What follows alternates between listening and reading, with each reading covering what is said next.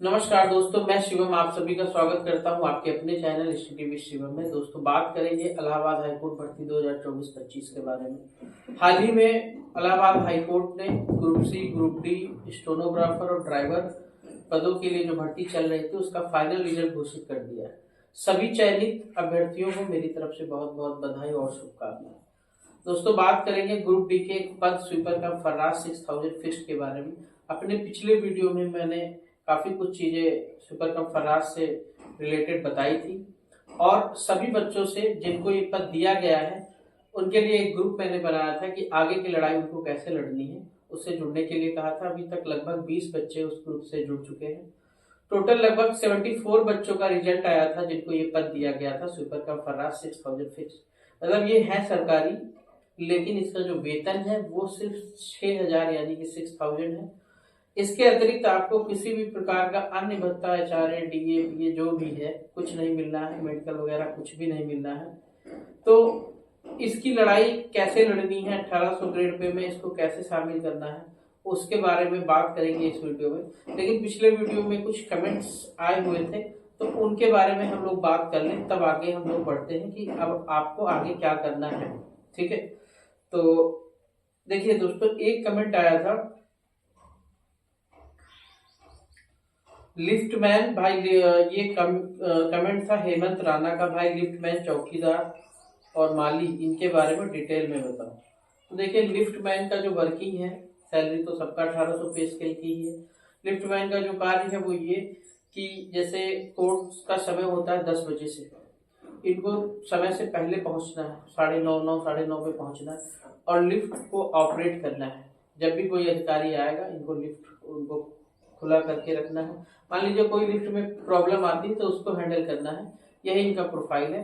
बाकी मतलब बहुत ही इत्मीनान का वर्क है, बहुत ज्यादा लोड नहीं है। अगर आप अन्य चीजों की तैयारी करना चाहते हैं तो लिफ्ट मैन के रहते हुए आप अन्य चीजों की भी तैयारी कर सकते हैं। बस ये है कि आपके चारों डिस्टर्बेंस रहेगा, क्योंकि तमाम लोगों का आना जाना रहता है। आपको लिफ्ट के पास ही रहना है, आपको लिफ्ट के आसपास ही रहना है कि कहीं कोई अधिकारी आ रहा। और वैसे भी अधिकारी जो है 9:30 से 10 बजे के बीच में, 10:15 तक जो है सारे अधिकारी आ जाते हैं और उसके बाद में वो शाम को अपना 4:30 से 5:30 के बीच में वो जाते हैं। इसके बीच में आपको सिर्फ लिफ्ट के पास ही रहना है। आपको क्या करना है, कुछ नहीं। अगर कोई कहीं प्रॉब्लम आती है तब आपको जो है याद किया जाएगा, आपका नंबर लिख दिया जाएगा। बाकी कोई आप पर बहुत ज्यादा वर्किंग लोड नहीं है। लिफ्ट मैन के लिए बात करें। इसके बाद चौकीदार के लिए बात करें तो चौकीदार के लिए अगर हम बात करें तो 3 शिफ्ट में चौकीदार की ड्यूटी लगती है। एक होती है आपकी सुबह 6 से 2 बजे तक, एक शिफ्ट होती है 2 से 10 बजे तक और एक शिफ्ट होती है रात में 10 बजे से प्रातः 6 बजे तक। जो नाइट वाली होती है पोस्ट 10 से 6, वो बहुत ही मतलब थोड़ा सा ये तो है कि जिम्मेदारी भरा कार्य है। आपको देखना रहेगा कि न्यायालय में कोई किसी भी तरीके से अतिक्रमण न होने पाए, क्योंकि वकीलों के द्वारा जो है चैम्बर्स को लेकर के अतिक्रमण कर लिया जाता है। तो इन सब चीजों की देखरेख करनी है, या फिर अगर न्यायालय में कोई कार्य चल रहा है तो वो चीजें आप रात में ही मतलब करवाई जाती हैं। तो उन सब चीजों को देख रेख है। बाकी नाइट वालों के लिए तो बहुत खैर आराम है। आगे की तैयारी, अगर किसी और चीज की भी तैयारी कर रहे हैं तो समय मिल जाता है इस पोस्ट में।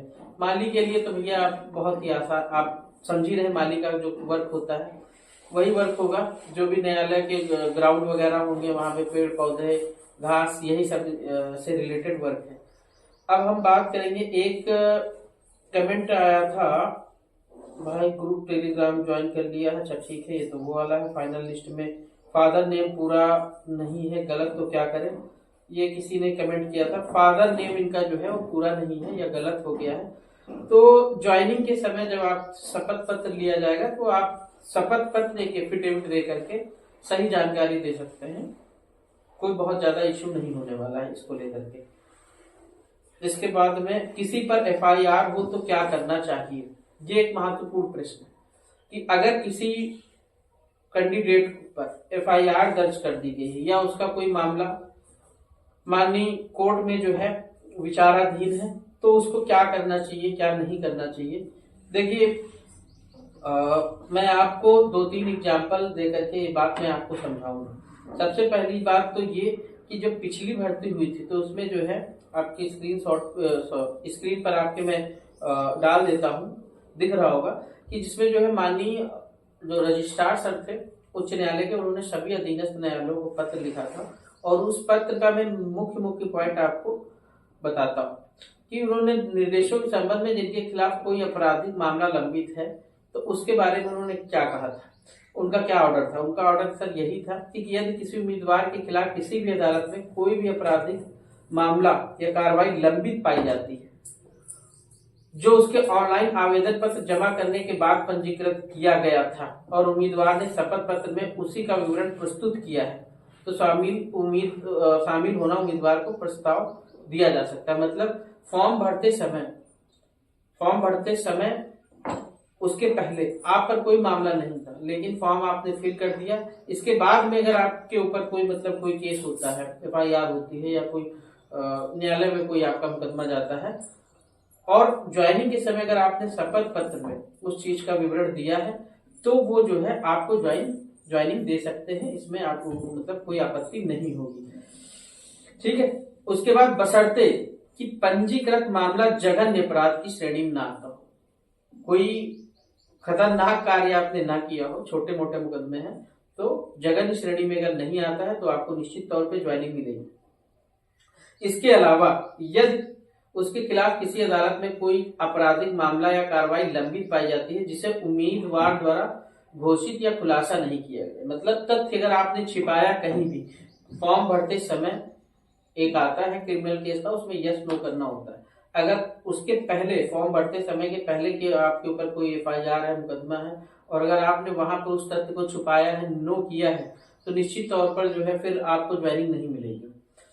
तो जिसे उम्मीदवार द्वारा घोषित या खुलासा नहीं किया गया है, आवेदन पत्र ऐसे उम्मीदवारों की उम्मीदवारी या नियुक्ति प्राधिकार द्वारा अपने स्तर पर जब्त या रद्द कर दी जाएगी, वो निश्चित तौर पर रद्द कर दी जाएगी, उसमें कोई दो राय नहीं है, आपको कहीं भी छुपाना नहीं है। एक दो एग्जांपल और मैं आपको देना चाहूंगा। देखिए दोस्तों, पिछली भर्ती में 2022-23 वाली भर्ती में क्या हुआ था कि मेरे जानने में ही जो है किसी अन्य डिस्ट्रिक्ट में मैं ग्रुप में जुड़ा हुआ था तो उसमें मैंने देखा था तो 2-3 ऐसे बच्चे, मतलब एक बच्चे का मैंने देखा था, लेकिन वो जब मुझे पूरा ऑर्डर मिला तो मैंने देखा उसमें 3 लोगों के नाम थे। उन्होंने क्या किया था वो भी मैं आपकी स्क्रीन पे डाल देता हूं, आप देख लीजिए। ये भदोही का मामला है, वहां पर सत्यापन समिति की आख्या जिसमें 3 लोग थे, 3 कर्मचारियों को कारण बताओ नोटिस जारी किया गया था। एक थे श्री सुधाकर बिंद, एक श्री विनोद कुमार शुक्ला और एक स्मित प्रतीक, ये 3 लोग थे। किसी कारणवश इन्होंने अपने फॉर्म भरते समय अपने ऊपर जो आपराधिक मामले भले ही छोटे हो, संगीन हो, क्या नहीं, उससे फर्क नहीं पड़ता, लेकिन तथ्यों को छुपाना, आप तथ्यों को अगर छुपाते हैं तो अपराध की श्रेणी माना जाएगा, फिर आपको तुरंत बर्खास्त कर दिया जाएगा, आपकी नियुक्ति कैंडिडेचर आपका रद्द कर दिया जाएगा, फिर आपको कोई भी राहत नहीं मिलेगी, हाई कोर्ट से भी राहत आपको नहीं मिलेगी। तो उसके बाद उन लोगों ने अपना जो है मतलब रीजन भी दिया कि सर मुझे जानकारी नहीं थी या कैफे वाले ने गलती से भर दिया, लेकिन जो डिस्ट्रिक्ट जज साहब थे वो इस बात से संतुष्ट नहीं हुए और तीनों कैंडिडेट्स का जो है उन्होंने क्या कर दिया गया, तत्काल प्रभाव से उनकी सेवा समाप्त कर दी गई। ठीक, इसके साथ ही एक आपका क्या हुआ था कि वो किसी का कैंडिडेचर रद्द किया गया और वो माननीय हाईकोर्ट चले गए, चलिए हम रिट डालते हैं वहां से, शायद हमारे मामले में हो। तो वहां पर भी जो है हाईकोर्ट ने साफ साफ कर दिया था कि अगर आपने तथ्यों को छुपाया है तो ये भी एक गलत आचरण की श्रेणी में आता है। आपको तथ्यों को छुपाना नहीं है, आपको जो भी जानकारी है वो आपको सही जानकारी देनी है। तो उनको भी राहत नहीं मिली और उस फैसले को, उस डिस्ट्रिक्ट जज के फैसले को उन्होंने बरकरार रखा और उस कैंडिडेट का जो है कैंडिडेचर यानी उसकी तत्काल सेवा से समाप्ति हो गई थी, उसको वहां से हाईकोर्ट से भी कोई राहत नहीं मिली। तो ये तीनों चीजें मैंने आपकी स्क्रीन पे डाल दी हैं। इसके अलावा कोई कमेंट हो तो मैं देख लेता हूँ, फिर हम बात करते हैं स्वीपर कम फर्राश पद की आगे की लड़ाई कैसे लड़नी है उसके बारे में। चलिए ठीक है, अब हम आते हैं सीधे स्वीपर कम फर्राश के पद के बारे में। अगर आपके मन में कोई अन्य भी क्वेश्चंस है किसी भी तरीके के तो आप कमेंट सेक्शन में पूछ सकते हैं।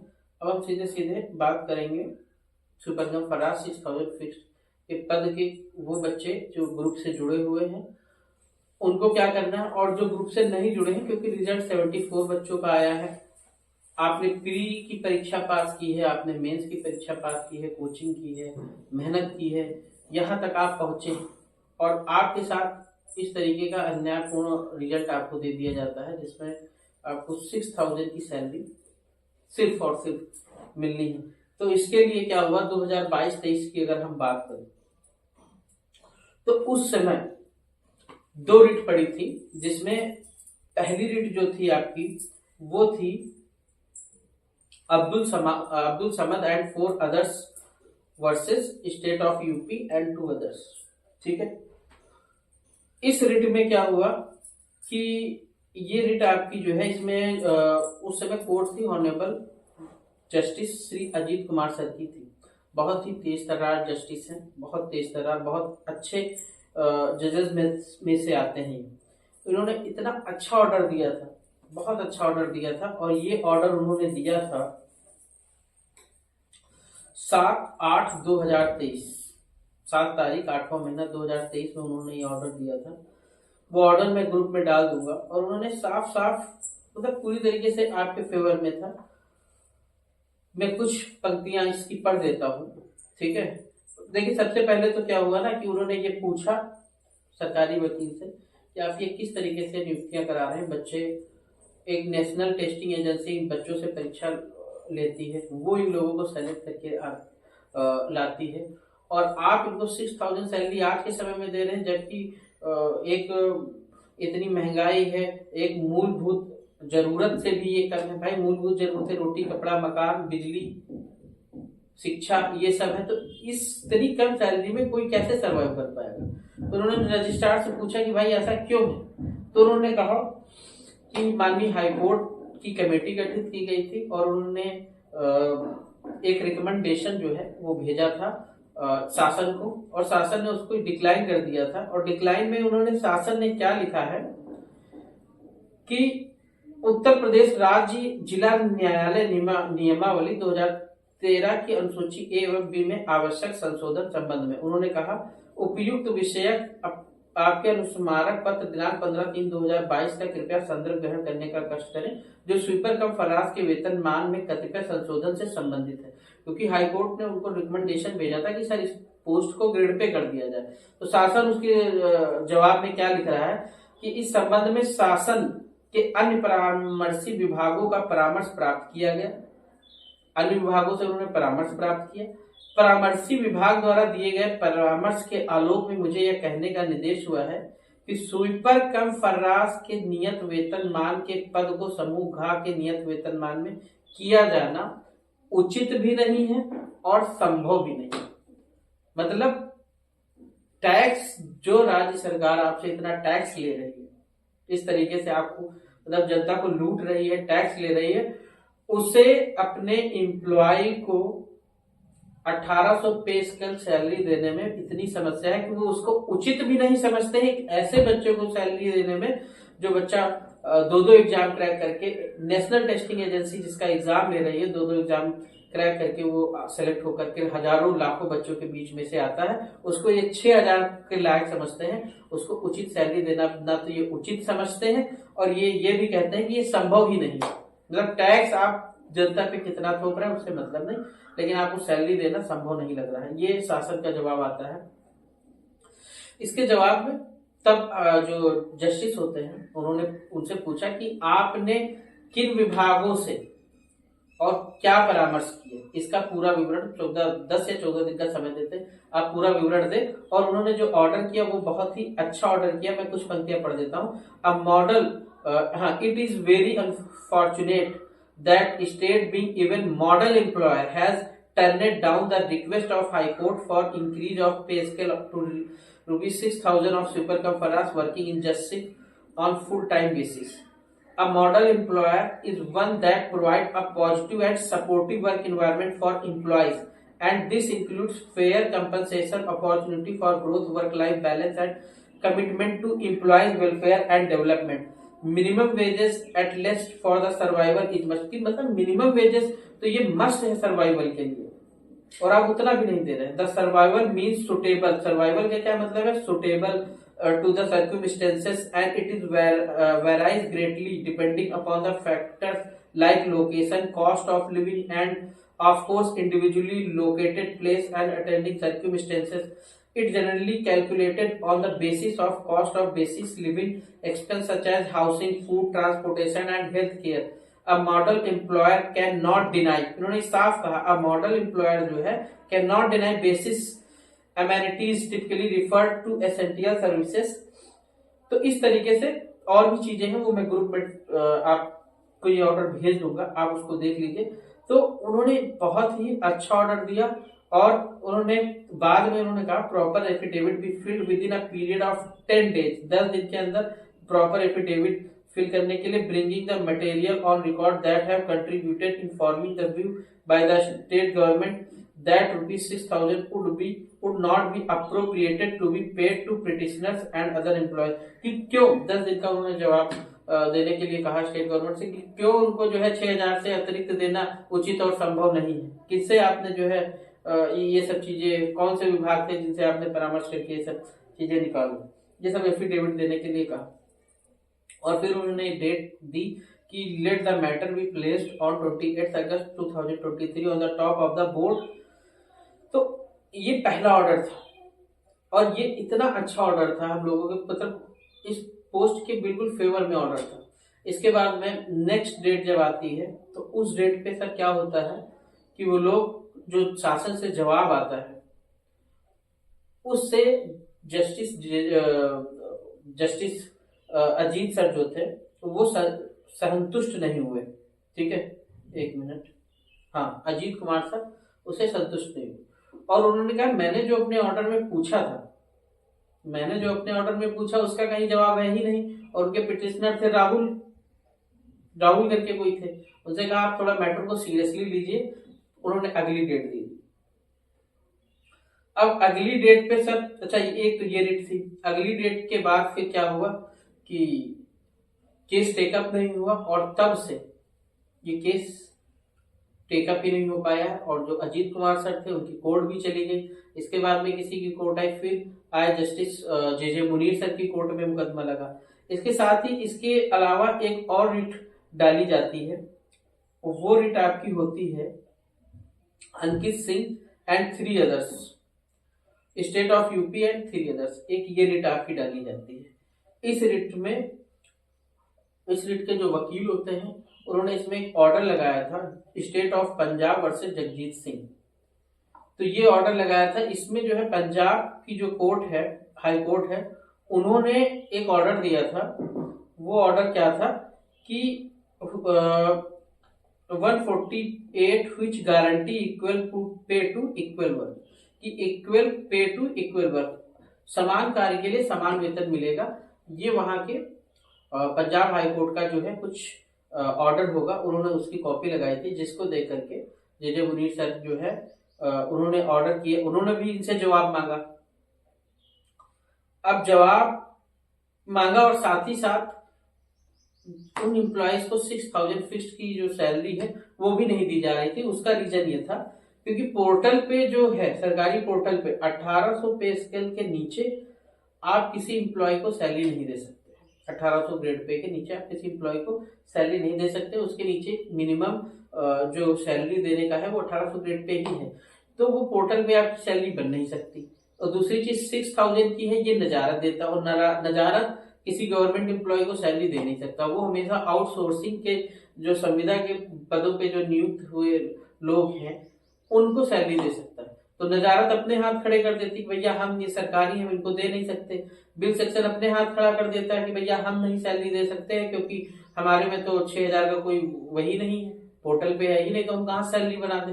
तो इस चक्कर में वो जो एम्प्लॉय है उनको सैलरी नहीं मिल पा रही। तो जब ये बात जे मुनीर सर के पास पहुंची कि भैया उन लोगों को सैलरी भी नहीं मिल पा रही, तो उन्होंने ऑर्डर किया था कि इन द मीन टाइम, इस पूरे समय में जो चल रहा है इसमें पिटिशनर्स को 6,000 पर मंथ की सैलरी के हिसाब से सैलरी उनको देते रहिए, बाकी तो ये केस चल ही रहा है। और उन्होंने भी मतलब सरकारी वकील से पूछा कि ऐसा है, ये बताइए आप, अगर आप 6,000 लोगों को दे रहे हैं, अगर बोले वो सरकारी रूल है सर, सर्विस रूल है 2013 क्या, तो तो बोले ऐसा है सर्विस रूल अगर आप ये बना दो कि 300 में हम प्रोफेसर रखेंगे तो क्या आप 300 में प्रोफेसर रखेंगे?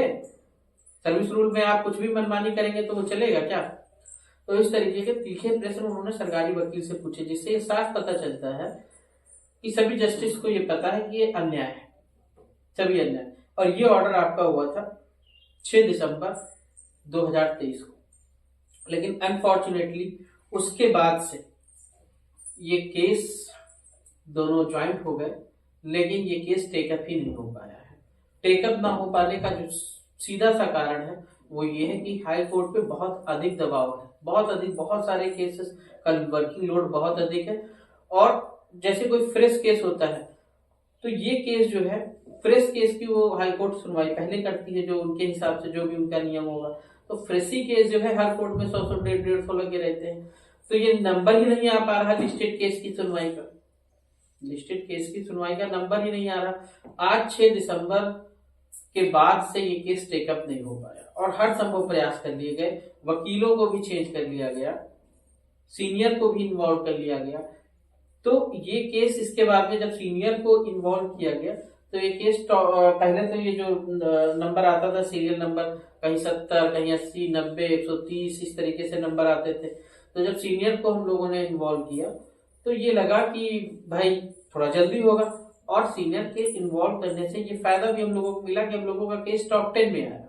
कहीं 1 नंबर पे लगा, कहीं 3 नंबर पे, कहीं 7 नंबर पे, यहाँ तक कि फिक्स टाइमिंग भी दे दी गई कि ये केस 11 बजे सुना जाएगा। एकदम साफ साफ ऑर्डर में दिया गया 11 बजे इसकी सुनवाई होगी, एक बार दिया गया 2 बजे इसकी सुनवाई होगी। लेकिन फ्रेश केस का वर्किंग लोड इतना है कि फिक्स टाइम देने के बाद भी कोर्ट इन मुकदमों को सुनवाई नहीं कर सकी। फ्रेश केस आपके वो केस होते हैं जो बिल्कुल फ्रेश होते हैं, जो बिल्कुल नए जाते हैं, और उसके बाद में जब उनकी सुनवाई हो जाती है, उन पर कुछ ऑर्डर हो जाता है तो वो लिस्टेड में चले जाते हैं। और लिस्टेड केस की हालत ये है, आप किसी भी वकील से पूछ लीजिए कि टेकअप ही नहीं हो पा रहा मुकदमा, आपका नंबर ही नहीं आ पाता है, सारा टाइम जो है आपका फ्रेशी केस चला जाता है। तो पिछले 1.5 साल से पता नहीं कितनी डेटें लग गई, लेकिन ये केस टेकअप नहीं हो पाया। सारी प्रक्रियाएं इन केसों में हो चुकी है, जो जवाब शासन से आने थे, जो जवाब हाईकोर्ट से आने थे, जो जिला न्यायालयों से आने थे, वो सारे जवाब आ चुके हैं। और जो इन लोगों को रिजॉइंडर फाइल करना था वो रिजॉइंडर भी फाइल हो चुका है। अब बस 1 से 2 डेट पे केस के टेकअप होने की बात है। अगर ये केस 1 या 2 डेट पे टेकअप हो जाता तो हो सकता है फाइनल रिजल्ट भी हो जाता। ये पोस्ट अब तक ग्रेड पे हो चुकी होती 6 महीने साल भर पहले ही, लेकिन पिछले 1.5 वर्षों से ये केस टेकअप ही नहीं हो पाया। तो इसीलिए जो नई भर्ती के जो बच्चे आए हैं, जो नई भर्ती के बच्चे आए हैं, उनसे मैं यही कहना चाहता हूं, 2 रिटें डालनी है आपको, वो ग्रुप पे मैं आपको इन्फॉर्म कर दूंगा। किन से डलवानी है वो भी मैं आपको इन्फॉर्म कर दूंगा। कहीं भागने की जरूरत नहीं है। अब चूंकि आधे से ज्यादा की लड़ाई संपन्न हो चुकी है, आपकी 2 रिट पढ़नी है, एक इलाहाबाद में आपकी पढ़नी होगी, एक आपकी पड़ेगी लखनऊ में। इलाहाबाद में इसलिए पढ़नी होगी कि लिसनिंग की प्रॉब्लम है वहां, लेकिन जब हम लोगों का फ्रेश केस, आप लोगों का फ्रेश केस जाएगा और उस केस में आपके इधर के भी ऑर्डर और चीजें लगी होंगी, जो पहले वाले केसेस चल रहे हैं इनकी भी ऑर्डर और सारी चीजें लगी होंगी, तो हो सकता है एक ही डेट पे आपका जो है कुछ जज सीरियसली इसको ले ले और ऑर्डर हो जाए। लखनऊ में इसलिए आपका पढ़ना बेहद जरूरी है कि हो सकता है लखनऊ में, जहां तक मुझे मालूम चला है कि लखनऊ में इस तरीके की समस्या नहीं होती है। यहाँ पर जो लिस्टेड केस होते हैं उनकी भी सुनवाई हो जाती है, जल्दी से वो टेकअप हो जाते हैं, ठीक है। और यहाँ पर किसी न किसी तरीके से हम लोग उसको टेकअप करवा लेंगे। पर इलाहाबाद जाना आना ये हर बार संभव नहीं हो पाता है डेट पे, और वहां पर कोई कुछ नहीं कर सकता, कोर्ट ही डिसाइड करेगी टेकअप होना है कि नहीं होना। और टेकअप तब तक नहीं होगा भैया जब तक ये फ्रेश केस का दबाव कम नहीं होगा। फ्रेश केस का दबाव कभी नहीं कम होगा। तो इसलिए जो लोग इस ग्रुप से नहीं जुड़े हैं, पेपर का फराज का पोस्ट पाए हुए हैं, वो लोग इस ग्रुप से जुड़े, चैनल को सब्सक्राइब करें, वीडियो को लाइक करें और इंतजार करें। वो जो भी ऑर्डर्स हैं वो मैं ग्रुप पे डाल दूंगा, आप सब लोग उसको पढ़ लीजिएगा। और जल्द से जल्द मैं एक बात और कहना चाहता हूं कि जून में कोर्टें बंद रहेंगी, जून में हाई कोर्ट बंद रहेगा, इसलिए हम लोगों को इस हफ्ते में हर हाल में सब लोगों को तैयार हो जाना है और अप्रैल के आखिर तक हम लोगों को ये रिट फाइल कर देनी है, जिससे कि जिन लोगों को मैं बताऊंगा कि इन लोगों से रिट डलवानी है, उन लोगों को समय नहीं लगेगा। उन लोगों को पूरा केस जांचा परखा हुआ है हर तरीके से, बहुत अच्छे वकील है, तो पूरा केस उनका जांचा परखा हुआ है, उनको इतनी मेहनत करने की जरूरत नहीं पड़ेगी। 1 हफ्ते 10 दिन में वो लोग रिट फाइल कर देंगे। और इस समय अजीत सर की कोर्ट भी चल रही है, वो जो जिन्होंने सबसे भयानक ऑर्डर दिया है आपके पक्ष में, उन्हीं सर की कोर्ट चल रही। उन्हीं सर की कोर्ट में अगर मुकदमा लग जाएगा तो कुछ ना कुछ ऑर्डर हो जाएगा, उम्मीद से पहले हम लोगों के ऑर्डर हो जाएगा। लेकिन फिर भी मैंने अपने पिछले वीडियो में आपसे 6 महीने साल भर की मोहलत आपसे मैंने कहा था, लेकिन मुझे लगता है और मुझे विश्वास है कि अगर अजीत सर की कोर्ट में मुकदमा एज अ फ्रेश केस गया और ये सब चीजें जुड़ के उनके सामने प्रस्तुत हुई कि ये सर आप ही का ऑर्डर था और ये सबके जवाब आ चुके हैं, सबके जवाब दिए जा चुके हैं, अब आप फाइनल अपना जजमेंट दीजिए, तो मुझे लगता है शायद पहली डेट पे ही कुछ ना कुछ चीजें निकल के सामने आ जाए, कुछ ना कुछ ऑर्डर हो जाए। तो ये 10 मई तक इस अप्रैल तक हमें जो है, अप्रैल के आखिर तक हमें रिट के लिए फाइल करने के लिए सारी अपनी चीजें प्रक्रिया संपन्न कर लेनी है वकील साहब से मिलकर के, और उसके बाद में हर हाल में 10 मई के पहले रिट फाइल हो जानी है, जिससे कि आने वाले 10 से 15 दिन में केस लग के डेट लग के अजीत सर की कोर्ट में मुकदमा चला जाए। क्योंकि जजेस अगर चेंज हो गए, अजीत सर और जे मुनीर सर 2 ही जज ऐसे हैं जिनसे हम लोगों को 100% उम्मीद है। ये दोनों बहुत ही मतलब अच्छे जजेस में आते हैं। आई होप आपको ये वीडियो अच्छा लगा होगा। चैनल को सब्सक्राइब करें, आगे की जानकारी के लिए ग्रुप से अवश्य जुड़ें। थैंक यू दोस्तों।